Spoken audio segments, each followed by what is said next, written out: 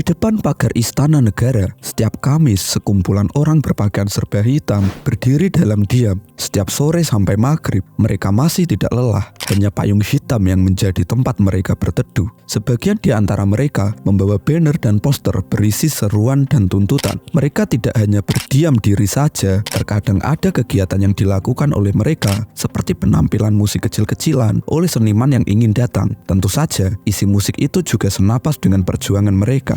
Orang-orang ini tergabung dalam aksi yang disebut dengan aksi Kamisan. Aksi Kamisan adalah aksi diam menuntut diselesaikannya pelanggaran HAM masa lalu yang terjadi di Indonesia, seperti Semanggi I, Semanggi II, Trisakti, Talang Sari, pembunuhan Munir, sampai tragedi 1965 sampai 1966. Karenanya, banyak wajah-wajah familiar dari keluarga korban yang datang ke aksi yang sudah berlangsung selama 17 tahun itu.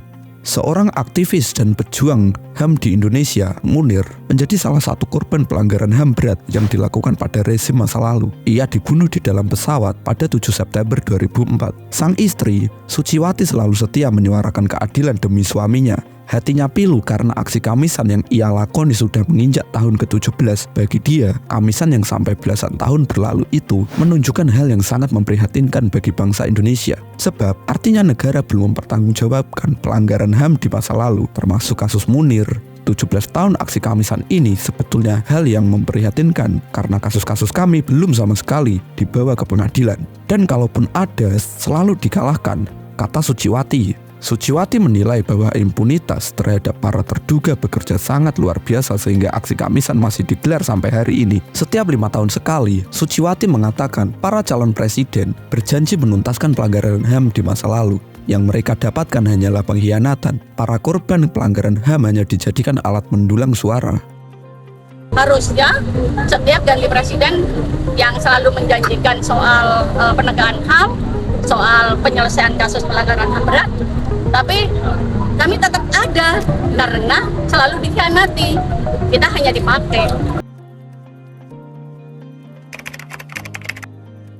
Wajah-wajah familiar itu adalah keluarga korban pelanggaran HAM berat masa lalu, seperti Maria Sumarsi, ibu dari Bernardinus Realino Nurman Irawan atau yang disebut Wawan. Putranya itu tewas ditembak tepat di jantungnya ketika mencoba menolong seorang mahasiswa lain yang tersungkur karena tertembak juga sewaktu demonstrasi 1998. Selain Maria, ada berbagai aktivis HAM dan kaum muda yang setia menemaninya berdiri diam di depan Istana Negara. Aksi Kamisan dimulai pada tahun 2003. Aksi ini diprakarsai oleh 3 keluarga korban pelanggaran HAM berat, yaitu Maria Sumarsi sendiri, Suciwati istri dari Munir, dan Bejo Untung selaku pimpinan Yayasan Penelitian Korban Pembunuhan 1965. Aksi Kamisan merupakan bentuk tuntutan kepada negara agar segera menyelesaikan kasus pelanggaran HAM masa lalu sekaligus pengingat yang datang terus-menerus terhadap ketidakadilan yang belum tercapai.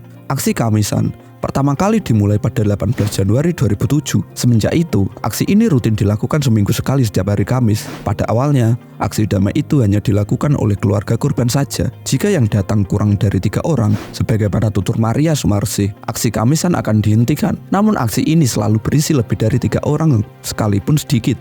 Makin lama, aksi diam itu semakin ramai dan populer. Sampai sekarang, tidak pernah sepi, para kaum muda terus bersetia ikut menemani keluarga korban berdiri diam di depan rumah presiden itu. Sementara itu, aksi ini dikenal sebagai aksi payung hitam oleh para pekerja istana. Aksi Kamisan semakin populer, ia menjadi salah satu demonstrasi damai paling banyak dikenal di Indonesia. Aksi Kamisan terus menghidupkan memori masyarakat tentang pelanggaran HAM berat masa lalu yang mulai jarang diliput media-media populer di televisi. Walau mungkin hanya memercik saja, tetapi api memori itu tidak akan pernah mati. Di sisi lain, aksi Kamisan tidak lagi hanya dilaksanakan di ibu kota saja. Sampai sekarang, aksi Kamisan dilakukan di berbagai kota di Indonesia, seperti Yogyakarta, Malang, Surabaya, Makassar, Kalimantan Timur, dan berbagai daerah lainnya. Isu yang dibawa aksi Kamisan juga semakin beragam.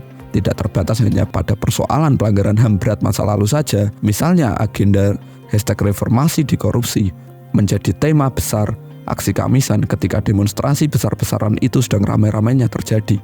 Sementara itu, Aksi Kamisan yang terjadi di daerah-daerah lain juga santer membawa isu-isu lokal yang terjadi. Misalnya, aksi Kamisan Yogyakarta membawa isu salah tangkap 5 pemuda tertuduh kelitih bersama para orang tua korban yang tergabung dalam Orang Tua Bergerak. Sementara di Malang, para pegiat aksi masih setia menyuarakan tuntutan akan keadilan bagi para korban tragedi Kanjuruhan yang merenggut 132 jiwa supporter Arema. Walau sudah lebih dari 700 kali, aksi Kamisan dilakukan pada orang tua korban pelanggaran HAM masa lalu belum memiliki titik terang. Trauma lama itu belum lekas terselesaikan, belum terang kebenarannya. Pelaku masih hidup bebas di sana dan korban masih diam menunggu keadilan. Entah sampai kapan aksi Kamisan akan selesai. Barangkali ia tidak akan pernah selesai karena ketidakadilan masih terus terjadi. Demikian video kali ini. Silahkan beri tanggapan kalian di kolom komentar. Jangan lupa untuk like dan subscribe. Terima kasih sudah menonton sampai habis dan sampai jumpa.